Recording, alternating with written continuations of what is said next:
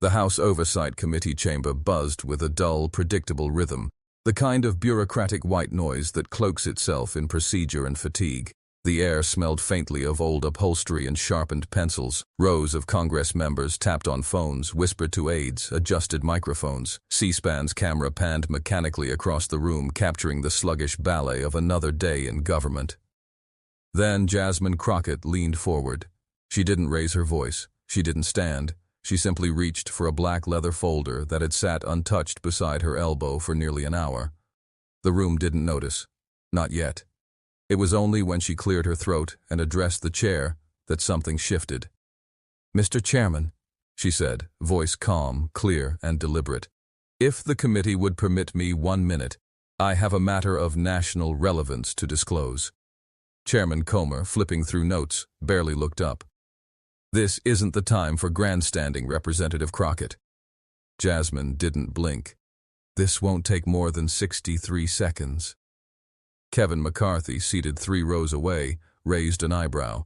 Marjorie Taylor Greene, arms crossed tightly, turned her head with the wary stillness of someone sensing the temperature drop just before a storm.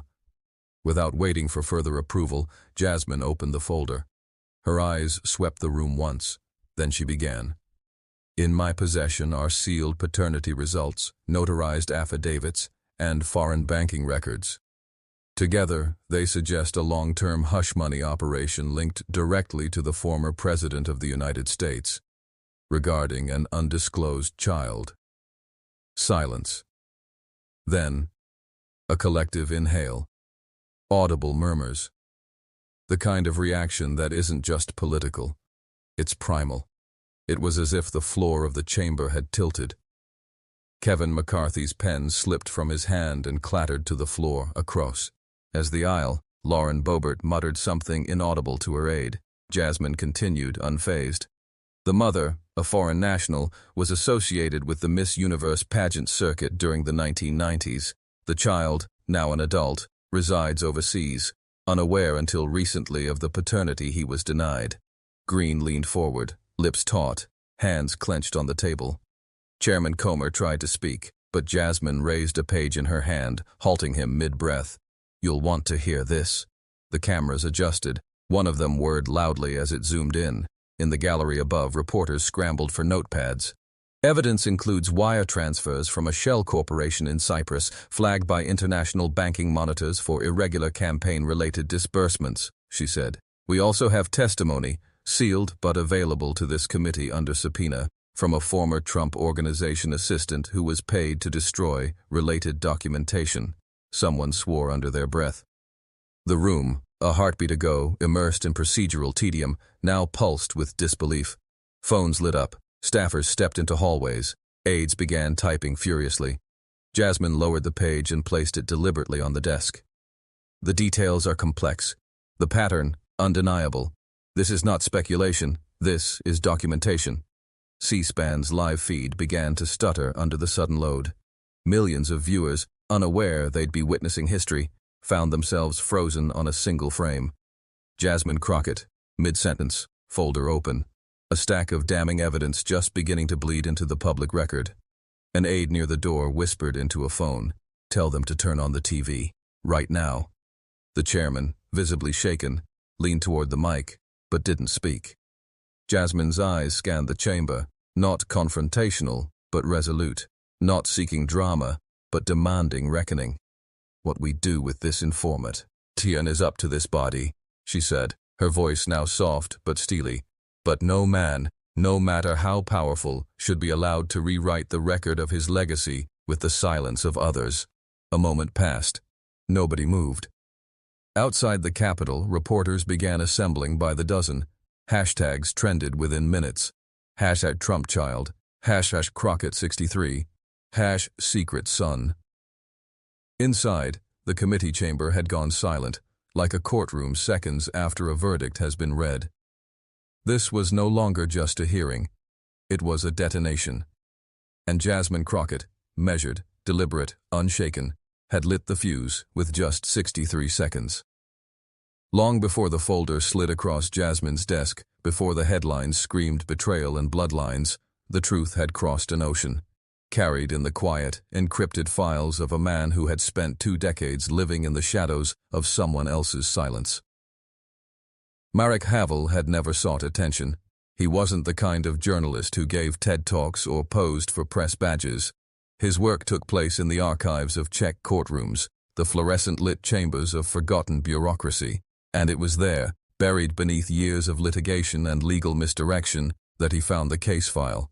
Sealed, untouched. Dated, 1997. Plaintiff, Ava Dubček. Defendant, Donald J. Trump. Filed under paternity, international claim, status, sealed by mutual agreement, resolved out of court. It should have ended there, and for decades it did. But in 2023, Marek received a leak from a retired clerk, digital copies of the file, uncensored. It included a sworn affidavit from Eva, photos of wire transfers from anonymous U.S. accounts, and most chillingly, a voicemail left by a man claiming to represent Mr. Trump's legal interests. The message played on loop in Jasmine's office weeks before her bombshell reveal. "This never happened. He's not to speak to anyone. We'll take care of his mother." Jasmine sat motionless as it played, fingers steepled beneath her chin. The voice was low, American, threatening, and what struck her most wasn't just the threat. It was the ease with which it was made, routine, practiced. Marek's email came with no demand, no payment, just a line. "If your country still believes in justice, start here." At first, her aides doubted it. A sealed Czech court file, a mystery Sun, another Trump-era tabloid. But Jasmine knew better. She had learned, painfully, that the most unbelievable truths are often the ones people spend the most money to bury. She cross-referenced the signatures on the affidavits with archived legal documents from Trump's casino filings in New Jersey, identical. She traced the name of the notary who certified Eva's testimony, retired, living quietly in Zurich. A phone call later, he confirmed it.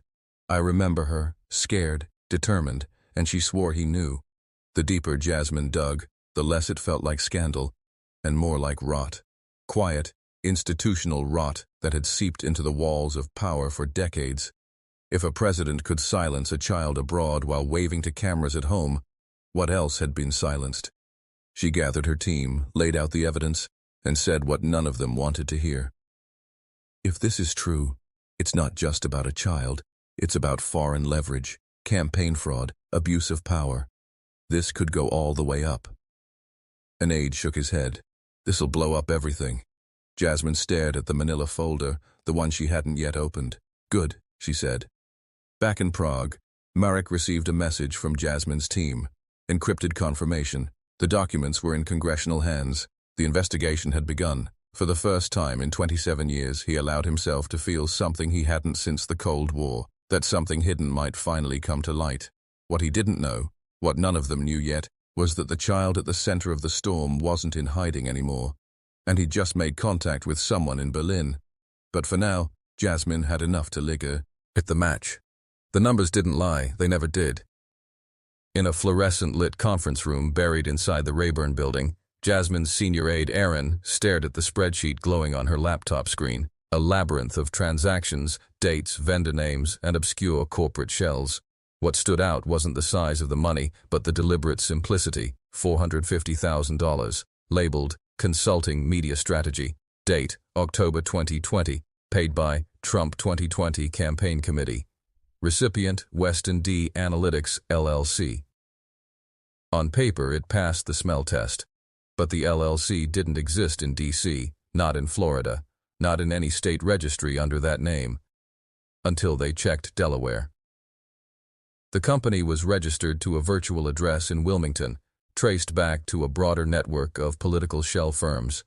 But what mattered, what broke the illusion, was the foreign registration tag linked to the parent company, a dormant holding firm in Cyprus. Jasmine leaned over Erin's shoulder, brow furrowed. Cyprus. Offshore money, laundered through a Delaware shell. What's the link? Erin scrolled down, opened a second document. A leaked internal memo from a Trump campaign treasurer who'd been subpoenaed for unrelated charges in 2021. The note was brief, but damning. Ensure monthly transfers to Dubček. Contact continue until election is over. List as consulting. Flag for Mel. Mel, Melanie Trump, or Melania, or someone else entirely. It didn't matter. The shell company was traced to a woman named Eva Dubček. The same Eva, from Prague, from the paternity files. Jasmine sat down slowly, the noise of the world narrowing into silence. She wasn't just holding a private scandal. She was looking at potential campaign fraud on federal grounds. If campaign funds were funneled, knowingly or otherwise, to silence an illegitimate child overseas, it wasn't just a personal cover-up. It was illegal. It meant the hush money came not from Trump's personal wealth, but from the people who donated to Make America Great Again, millions of Americans unknowingly financing a buried secret. Jasmine slid the folder back across the table. How do we verify it's Eva? Aaron pulled up a wire receipt buried in the FEC's quarterly filings. The transaction, stamped by a small international bank, matched one of the paternity file's transfer logs. Same date. Same routing code. The Cyprus bank record has the same initials as the Prague account, Aaron said. It's her. Jasmine stared at the page. She was being paid off during the campaign. Regularly. Aaron nodded. Up to 6 months before the election. Then the payments stop. Because he lost, Jasmine whispered. And like clockwork, the machine that had been quietly sustaining silence stopped feeding. That was the pattern. Hush money, not for a moment, but a system. Quiet bribes, coded as consulting, to ensure the existence of a child never crossed into public consciousness during the re-election cycle. The next morning, Jasmine filed a formal inquiry with the FEC, a move that triggered immediate buzz on the Hill. Staffers from the House Ethics Committee requested a private briefing. CNN caught wind. Fox News ran a preemptive counter-segment titled "Crockett Conspiracy Crumbles." Jasmine didn't flinch. She knew what she had, and where it led.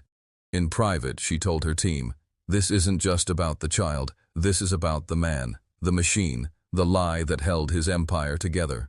And now she had numbers to match the names. The photos weren't supposed to exist. There was no press coverage, no staff detail, no calendar entry. But on a gray March afternoon in 2017, Melania Trump, then First Lady of the United States, boarded a private jet from Andrews Air Force Base. Official reason, personal wellness retreat. Destination, Geneva, Switzerland. No one blinked, until Jasmine's T.M. obtained a digital leak from an EU aviation registry, revealing a private booking at the Hotel Parc des Eaux Vives, a luxury suite reserved under the alias E.T. Granger. But the adjoining room, it belonged to a man named Dr. Felix Ruther, director of a private DNA verification clinic based just blocks away from the hotel, the same clinic referenced in the Prague paternity case file, the same doctor who had once quietly certified a test result, later sealed in the Czech courts. Jasmine sat motionless in her office as her screen displayed the booking log. No aliases this time. Melania Knaus Trump. 3 nights. No public schedule. Phone tower pings confirmed her device's location overlapped with Ruther's office suite for nearly 4 hours that week. Aaron looked up from the laptop, breath shallow. She went there to confirm it, to see for herself. Jasmine's voice was nearly a whisper. Or to make it disappear. No photos existed of Melania during those 3 days. Her press secretary refused comment. No security detail logs were released, but her digital footprint remained, barely, like wet ink that had never quite dried. The implication was radioactive. The First Lady had flown internationally, without press, to a lab known for private paternity testing, at the height of her husband's presidency. This wasn't just about scandal. It was about obstruction and protection. Jasmine drafted a memo for internal committee review, outlining Melania's proximity to the sealed case and the shell payments to Eva Dubček.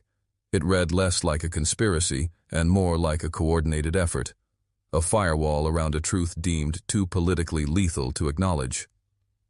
Outside the capital, the story began to swirl in blogs and fringe news sites. Geneva Gate. The Alpine visit. Most dismissed it, until someone leaked the metadata. A former IT contractor from the hotel forwarded time-stamped Wi-Fi logs to Crockett's office. They showed one device registered under White House Communications logging in from the suite Melania occupied. The same night the clinic's digital file system was updated with a fresh entry marked Archived VIP Client. Jasmine took a slow breath. She confirmed it, she said. She saw the test, and then they buried it deeper. No press briefing followed, no public acknowledgement, just silence. Melania returned to D.C. 3 days later, stepping off Air Force Two in a beige coat and sunglasses, unsmiling as always. The consummate enigma. But now Jasmine knew. The First Lady hadn't just looked the other way. She had looked directly into the secret, into the face of a forgotten child. And rather than name him, she had chosen disappearance. And that silence, the heavy gilded silence of someone who knew too much, now formed a new layer of evidence in Jasmine's case. It wasn't just Trump who kept this buried. It was the White House. She appeared on screen with her face half lit, her voice trembling beneath the weight of 2 decades of silence. Maria Kovačeva, age 62, nationality Czech, former live-in nanny for Eva Dubček. She sat alone in a modest apartment in Lisbon, Portugal, far from Prague, far from Washington, speaking through a translator Jasmine had arranged privately. She hadn't spoken to journalists, attorneys or officials, not once, not until now. Her hands rested in her lap, thin and knotted from age. Her eyes, though weary, carried a brightness, the kind born not from confidence but from release. "I cared for Victor from the time he was 6 months old," she said slowly. "I watched him learn to walk. I was the one who told him fairy tales. He thought I was his grandmother. He did not know his real father." Jasmine sat quietly in her office as the video played, the blinds drawn, the room still. Maria continued. "Eva was scared all the time. There were men who came to the house, not often, just once or twice a year. Suits, American accents. They said she needed to stop asking questions. 1 sheet. Eva an envelope. After that she cried for a week." Maria reached off screen and returned with a photograph, faded, worn at the edges. A young boy, maybe 7, standing in front of a winter window. His hair thick, blonde. His eyes, unmistakable. Blue. Intense. Trump's eyes. "I knew," she said, pressing the photo to her chest. "We all knew. But we were told never to speak. She said she signed something, that if she talked, they'd take him away." In the background, a kettle whistled. She didn't turn. "When I left in 2010, the payments came through me. Monthly. Always the same amount. Sent from America. I would pick them up in Prague and deliver them to Eva. There were no names on the papers, only initials. 1 month, there was a name. Western Analytics. I thought it was a law firm." Jasmine froze. Western Analytics, the same Delaware shell from the campaign finance file. Maria looked directly into the camera now. "I am speaking because Victor deserves to be seen, and Eva deserves to be remembered not as someone who wanted money, but as someone who wanted a father for her son." Jasmine stood, hands resting on the edge of her desk. Her throat tightened. This wasn't just political now. It was human. A woman who had raised a child in the shadows of power. A mother threatened into quiet. A boy told to forget half his face. And a nanny, long dismissed, long silenced, who had finally decided to speak. Outside the room, Jasmine's aides stared at the footage playing on loop, their silence thick with gravity. Inside, Jasmine whispered almost to herself. They kept him invisible, bought silence 1 wire at a time. The screen faded to black as Maria bowed her head. But in that final frame, one thing became clear. This wasn't about scandal. It was about identity. Stolen, suppressed, and sold into silence. And now, that silence had cracked. The wire transfer wasn't flagged at first, $85,000. Labeled, charitable donation. Sent, in June 2020 from the personal foundation of Ivanka Trump to a Berlin-based youth charity called Neue Wege Initiative. It appeared routine, yet something about it felt wrong. The charity had no website, no press, no physical office, just a P.O. box, and a monthly student bursary list with one notable entry, V. Dubček. Jasmine tapped her fingers against the file as the data loaded in slow, deliberate waves. She'd seen this play before. Sleek paperwork shielding emotional cowardice. Ivanka sent hush money, Aaron said, not even bothering to soften it. Jasmine shook her head. No, this wasn't hush money. This was guilt. The donation aligned almost perfectly with a tuition payment deadline for Humboldt University, where a student enrolled under a partial pseudonym, Victor Dubček K., had just completed his second year. The trail wasn't perfect, but it was enough. One archived internal email from the Trump Foundation read simply, "Ensure the amount reaches V. Disperse as education support. Market humanitarian." The signature belonged to Ivanka's personal assistant. The timestamp matched the wire confirmation to Noya Vega. And just like that, the thread pulled tighter. Jasmine stared at the phrase, "Ensure the amount reaches V." It wasn't cold, it wasn't bureaucratic, it was personal. Someone had known, someone had wanted him taken care of, from a distance perhaps, but taken care of nonetheless. It cracked the narrative wide open. While Trump denied the child, silenced the mother, and buried the story in shell companies, Ivanka had, in some quiet corner of her conscience, tried to patch what had already shattered. But patches weren't justice. They were distractions. "Why do this and still lie?" Aaron asked. Jasmine looked up, eyes dark. "Because to tell the truth would mean admitting she knew. That she knew her father left a child in the cold and pretended he didn't exist." The hypocrisy stung deeper than any legal violation. Ivanka, so often poised as the poised, compassionate Trump, had chosen the same strategy, quiet payouts in exchange for eternal silence. Ivanka, so often poised as the poised, compassionate Trump, had chosen the same strategy, quiet payouts in exchange for eternal silence. Jasmine made a note in her file.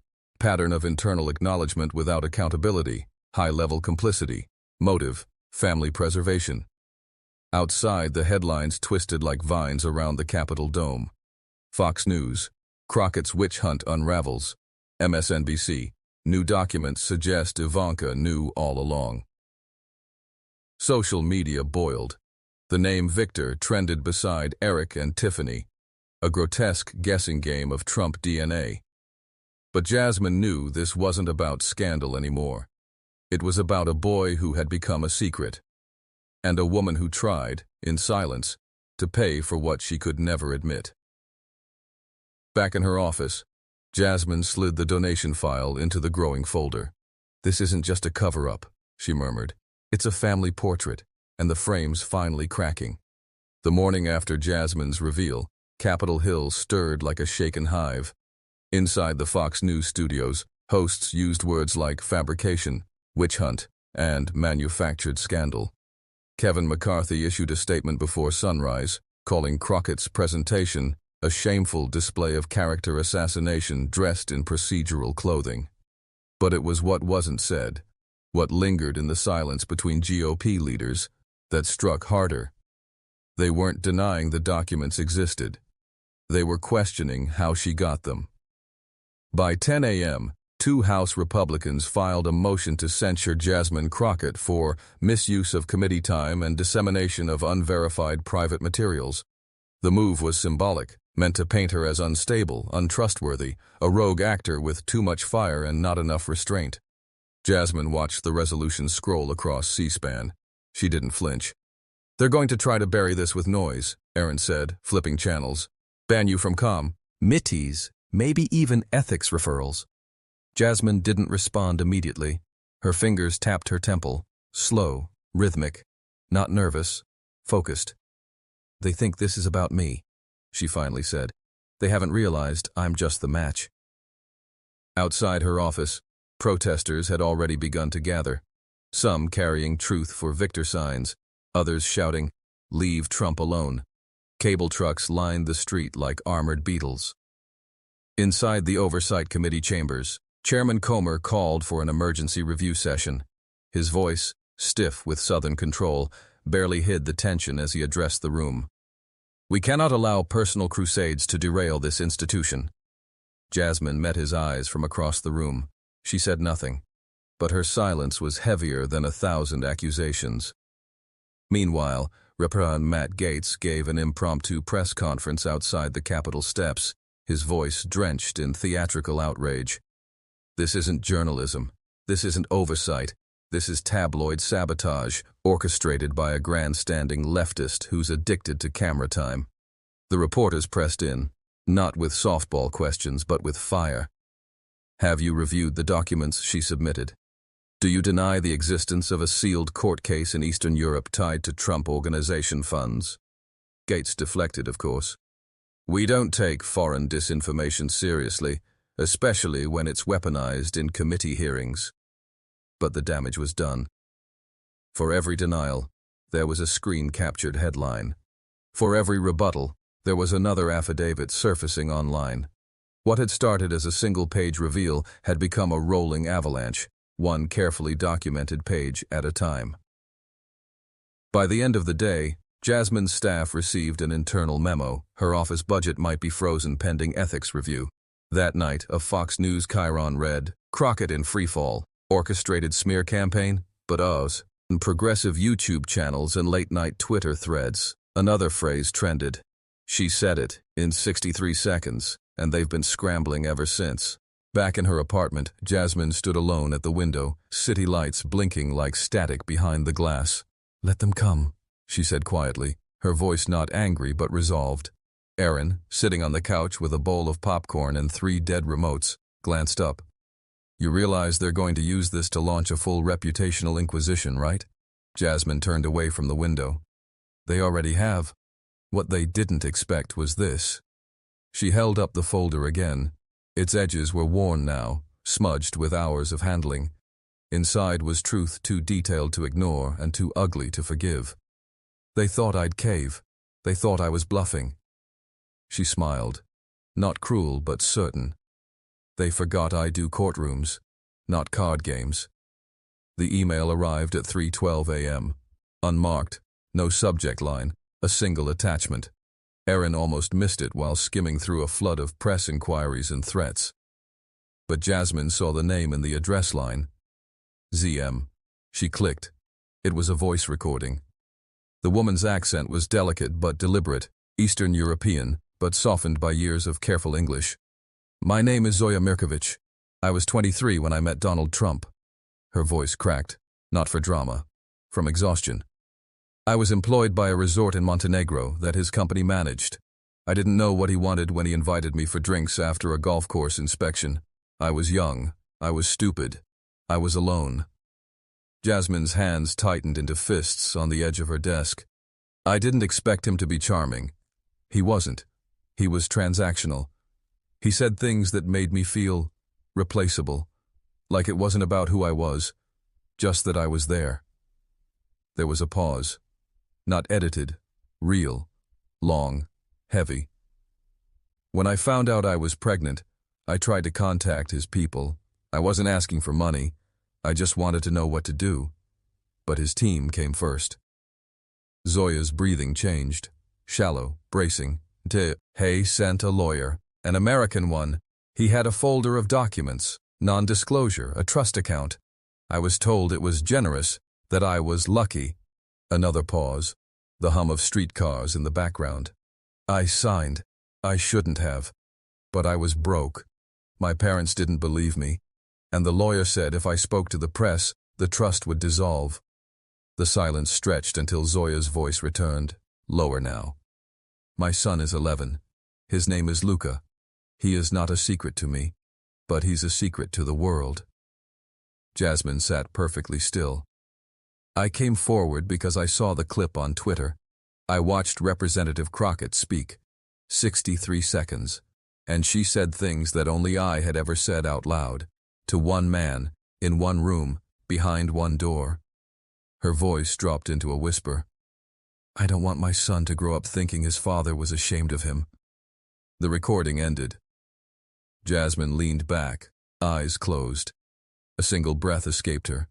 Deep, steady, mournful. Erin said nothing, watching her across the desk. Then Jasmine opened her laptop and began typing a response. By sunrise, the audio was in the hands of a CNN senior producer. Not leaked, released, with consent. Zoya Mirkovich appeared on Zoom that evening.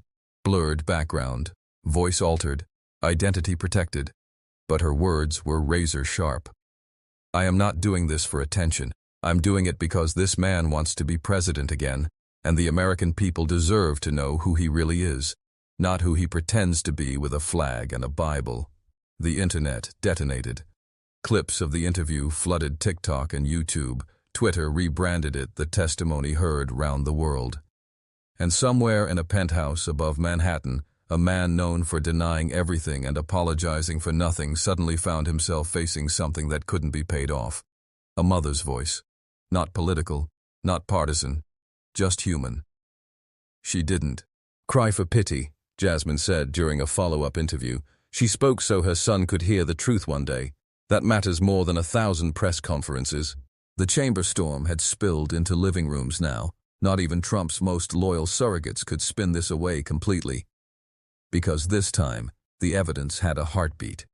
They said he wouldn't address it, that he'd ignore the rumors, let the right-wing media handle the spin, keep his distance until it blew over.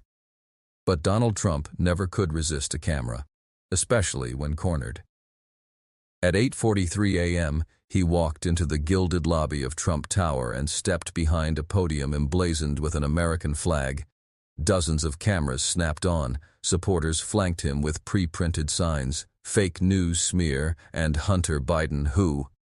The opening line was trademark bravado. This is the most disgusting, desperate, and pathetic hoax ever pushed by radical Democrats who are terrified of my return. He didn't say the woman's name, not once. He didn't say the boy's name either. Instead, he called it foreign blackmail, deep state garbage, and Biden's favorite new bedtime story. But something was off. His voice lacked its usual rhythm, the cadence stuttered, his throat clicked between phrases, and for all his practiced fury, he never denied the core accusation, not once. Reporters noticed, social media noticed, even Fox News noticed. When a journalist shouted, "Are you saying the documents are fake?" Trump paused, just for a second. "I'm saying I've never seen those documents before, and even if they were real, which they're not, they're sealed for a reason." The room fell into a hush, a barely perceptible intake of breath. One beat too long. He realized it the second he said it. Even if they were real. By noon, the clip was on every screen in America, overlaid with bold font headlines. Trump.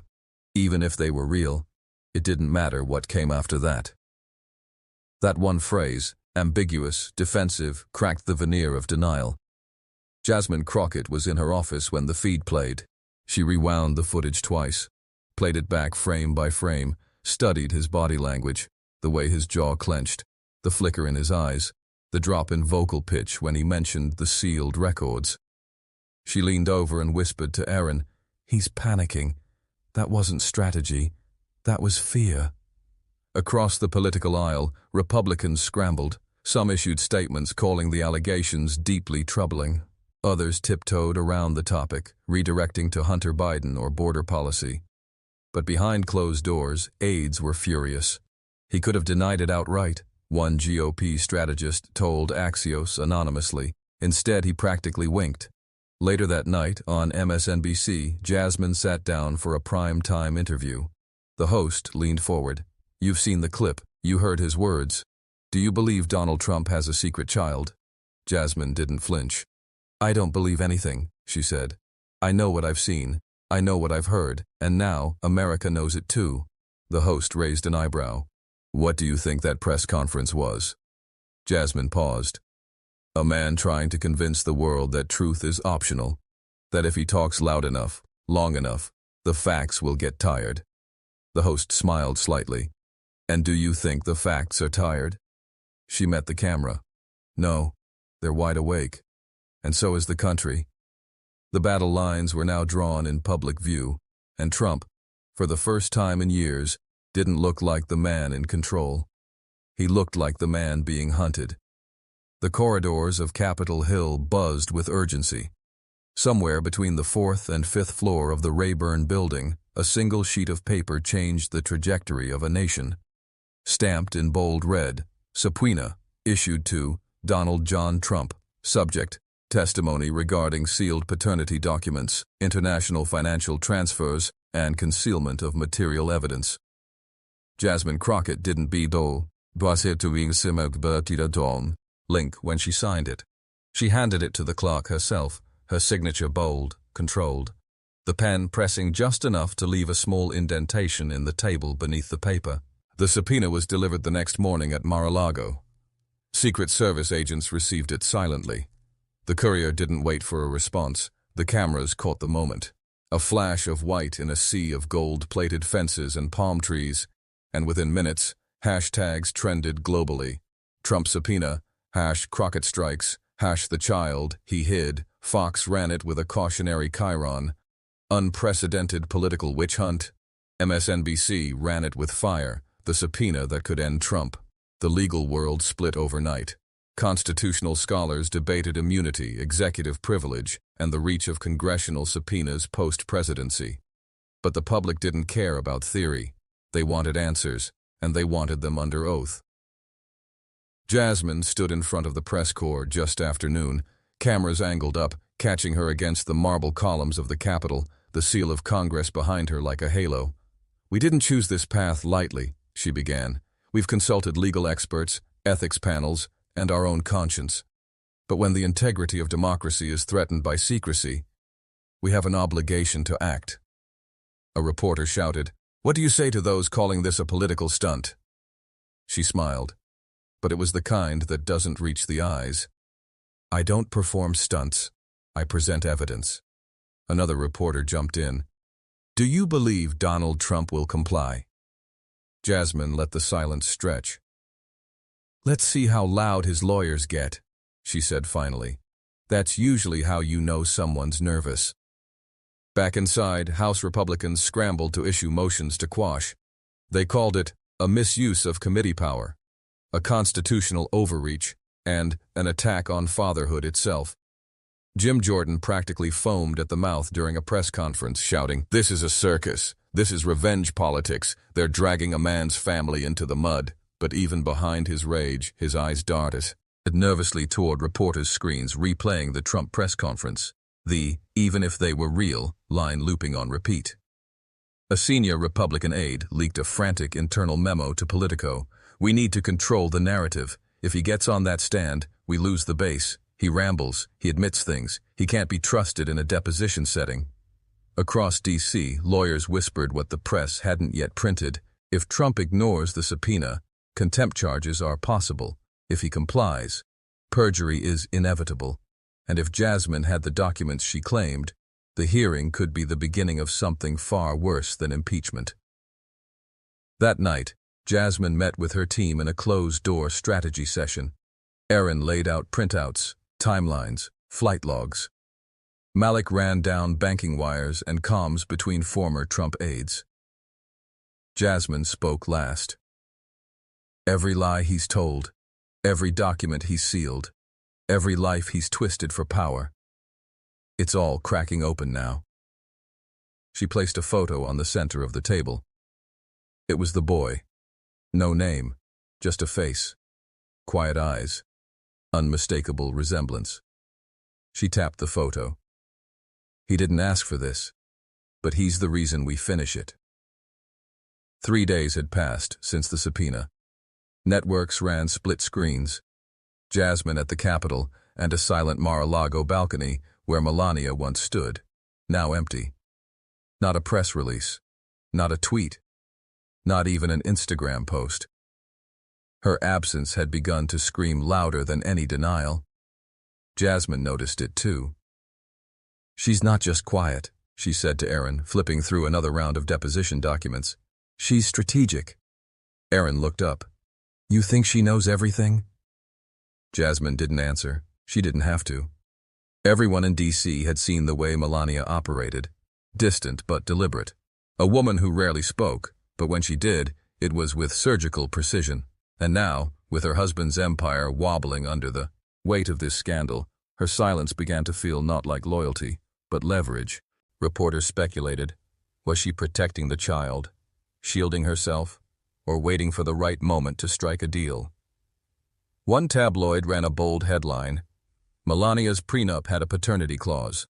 Underneath, exclusive sources say divorce deal hinged on silence about the child. The article was quickly denied by Trump's team, but the rumor ignited wildfire online. In closed chambers, Jasmine studied a deposition from a former Trump Organization HR officer, a woman who claimed Melania once demanded a second set of books be kept for a female staffer, taken off the payroll suddenly after an overseas trip. Jasmine underlined one sentence. Mrs. Trump didn't look surprised, just tired. A weariness haunted those words. In the following days, a slow drip of footage began surfacing. Old C-SPAN cuts, blurry hallway videos, security leaks. In one, Melania could be seen during Trump's presidency walking silently behind him at a fundraiser, eyes fixated not on the crowd, but on a woman across the room holding a baby. Her jaw clenched. Her pace slowed. She walked past without a word. The footage aired on CNN under the caption, "Rewatching Moments in New Light." The internet exploded. Did she always know? Was she paid to keep quiet? Did she meet the child? Jasmine watched the public morph into detectives. The same country that once ridiculed Melania as cold now began to treat her like a potential whistleblower trapped behind diamond bracelets and executive non-disclosure agreements. She might be the only one he's truly afraid of, Malik said during a strategy call. Jasmine nodded. And the only one who can finish him. Later that night, a single encrypted email landed in her congressional inbox. No subject, no body text, just an attachment, a scanned image of a letter, dated 2018, signed only MT, with a brief sentence written in elegant cursive. He told me it wasn't his, but he cried when he saw the photo. Jasmine stared at the screen. The silence wasn't neutral anymore. Monday morning, the steps of the D.C. Circuit Court were choked with reporters, boom mics, and camera cranes. Trump's legal team emerged first, flanked by junior aides and scowling advisors, their eyes darting from lens to lens, mouths tight. At the center was Gregory Vance, a former White House counsel turned media attack dog. His suit was immaculate, his tone less so. This is a disgraceful witch hunt fueled by fake documents, partisan gossip, and one congresswoman's obsession with attention, he barked into the frenzy of microphones. There is no evidence, there is no child, there is no scandal, but inside the courtroom, live-streamed and clipped into 100 trending reels within minutes, it unraveled. The prosecution had receipts, literally. Jasmine, seated behind the legal team as a witness, watched as the attorneys tried to object to wire transfer records tied to Trump Organization shell companies, flagged by European financial regulators for activity linked to child support trusts in Slovenia and Austria. The documents were crisp. The judges were unamused. Vance shifted uncomfortably. Your Honor, we contend these materials are inadmissible. But the judge cut him off.